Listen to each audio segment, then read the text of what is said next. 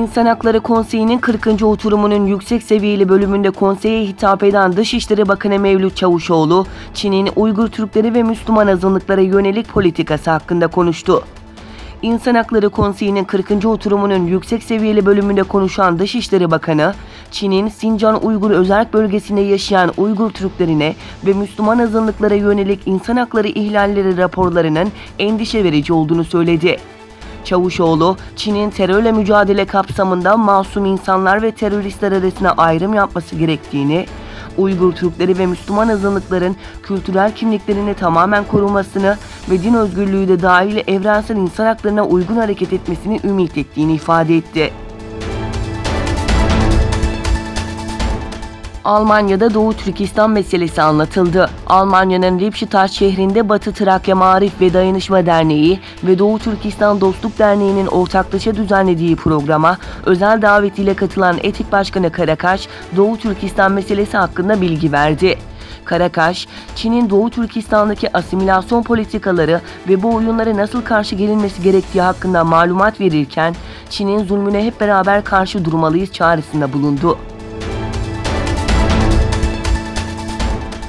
Çin'in başkenti Pekin'de Çin Komünist Partisi ile Vatan Partisi heyetlerinin buluştuğu toplantıda konuşan ÇKP yetkilisi Yu Wei, batılı ülkeler bilinçli olarak Çin'in etnik politikalarını hedef alıyor. Aynı ülkeler Türkiye'nin de gelişimine karşı olduğunu iddia etti. Wei, Çin'in terörle mücadeledeki bu deneyimi Türkiye için de model olabilir diye konuştu. İran Dışişleri Bakanı Zarif'in görevinden istifa ettiği bildirildi. Bunun üzerine İran dış politikasının rota değiştirdiği ve daha agresif bir yol izleyeceği öngörülüyor. İstifa kararının Suriye'deki rejimin lideri Beşar Esad, Tahran'da İran lideri Ali Hamenei ve Cumhurbaşkanı Hasan Ruhani ile görüşmesinin ardından alındığı iddia edildi.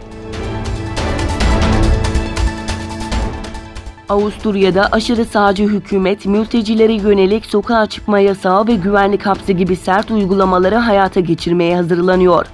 Avusturya'da koalisyon hükümetinin aşırı sağcı kanadından İçişleri Bakanı Herbert Kick, mültecilere yönelik uygulanması planlanan düzenlemeleri basın toplantısıyla duyurdu.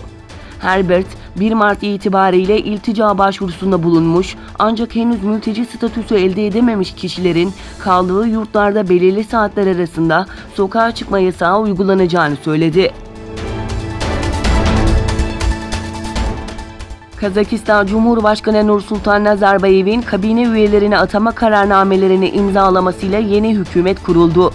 Kazakistan Cumhurbaşkanı Nazarbayev, 53 yaşındaki Askar Mamin'i başbakan olarak atamasının ardından Kazakistan Meclisi'nin ilgili komiteleri tarafından adaylıkları onaylanan kişilerin bakanlıklara atanmasına ilişkin kararnameleri imzaladı. Kararnameler Cumhurbaşkanlığı sitesinde yayımlandı.